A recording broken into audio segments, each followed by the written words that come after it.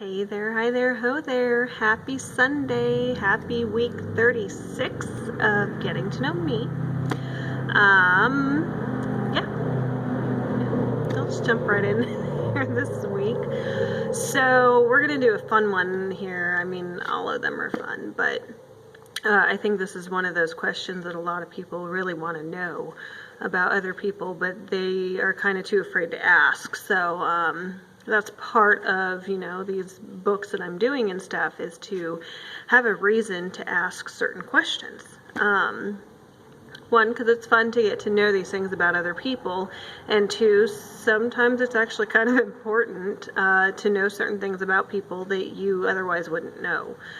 So, this week, I'm going to do the question, do I consider myself a hoarder of anything? So for anybody that may not realize what that means is, do I collect anything in excess? Do I go to the extremes? There's definitely a difference in collecting things, buying things. There's, for some people, it might be shoes. And I'm not going to say just women, because I've known men too that have like literally hundreds of pairs of shoes. So to me, that would be a hoarder. That's excessive, to have that many pairs of shoes. So do I consider myself a hoarder of anything? Yes. So I'll actually, aside from little knickknacks and stuff like that, something that I really enjoy getting and just have a hard time saying no to is rocks. I love rocks. They're so pretty. So this is a smoky quartz, something that I got at a show that I had driven by through out there in Colorado when we were out visiting our old property out there in Hartselle, and this town would host a rock and gem show every single year. So it was fun to drive by and see it all outside with all the tents and everything. So, but yeah, I love rocks. And now, like this one, I don't know if you guys can see it close enough, but you can see it's not as pretty shiny, because I have a hard time paying so much for these with what people want to charge. So rocks, believe it or not, is a very expensive thing to collect. So if any of you have ever seen or noticed, with the price of fossils and crystals and amethyst. Ugh. Have you seen those big, huge purple bookends and stuff like that? A lot of people have. Yes, I have some of those. But I am at least picky enough that it has to be a good price for me. So I think I got this for $10, which is amazing.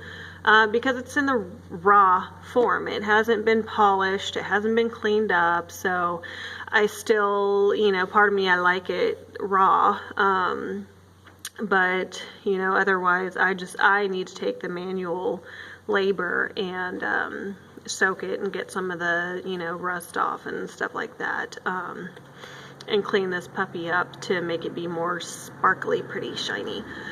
But yes, rocks. I love rocks. Some people look at me when they hear that and they're like, rocks? You collect rocks? Yep, I do. I collect rocks. I love them. So yes, rocks. Now something else that I consider myself an excessive collector of would be cookbooks. I don't know why. I'm not a chef, and to be quite honest, I used to put more effort into cooking when I was a stay-at-home mom, raising the kids when they were younger, but as soon as they all went back to school, what's the point of staying home? If they're in school, why not go back to work? So you know, it's one of those, as soon as I went back to work and then still taking care of everything at home too, with the laundry and cleaning and all of that fun stuff, you kind of lose time to put more effort into meals. And then there's also the meal plannings and food prep and all of that, and that's just one of those things that I love food and I love to eat, but at this point in my life, I don't put that much effort truly into cooking. Like I said, I'm not a chef, but I can't help it. I love cookbooks. It's just the pictures in them are pretty, the food sounds so good, and I have, you know, like 2 bookcases that are pretty much full of cookbooks and magazines and just all these things that I've been collecting. And, you know, some of it is just things that I've acquired over the years, and others is from different sets of grandparents or friends or garage sales or in the clearance area at Barnes and Noble or at clearance areas at other stores and stuff. And I hope to someday be able to put more effort into, you know, the cooking and actually crack these things open and try them. Because there's a lot of recipes that do look really, really good. So I keep telling myself that, and but yeah, it's so hard when you have a committed day job, Monday through Friday, well, really any day job or night job or whatever, but you have a committed job where you're working for another company for 9 hours, 10 hours, 12 hours a day, or more. There have been times you don't put that much effort into other stuff because there's other things in life, unless if you are, you know, that is one of your true passions, which no, that's not. Cooking is not one of my true passions, and obviously writing is and stuff like that, which is why we're doing this. So I choose to use my spare time with other things in life. So, but yes, when I am retired and, you know, or who knows, I could have won the lottery. I didn't check tickets. But when I am my own boss and completely working for myself or just living for myself, then yes, I hope to be able to spend more time on foods. So, but I did want to share with you guys this, just as an example. Yes, this is Betty Crocker. Kind of funny because this is one of those things where I got this from one of my grandmothers. And for any of you book nerds out there, I'm going to show you how old this is too. But it is a first edition from 1950. Yep. I got it. Got it from my grandma. So, even smells old. I love books. Even old books. I love the smell of old books.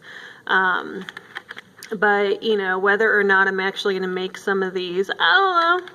You know, there's a lot of newer recipes. It's a very nice, sturdy, great condition old book. So yeah, and if you do like cooking and stuff like that, actually one of those movies I would suggest is Julie and Julia or something. It's about a girl who, I believe her name's Julie, and she decides to go on a quest to do, from Julia Childs, do one of her cookbooks and make every single recipe that's in there in a 1-year time span, which I found enjoyment out of that one. I thought that was a really good movie.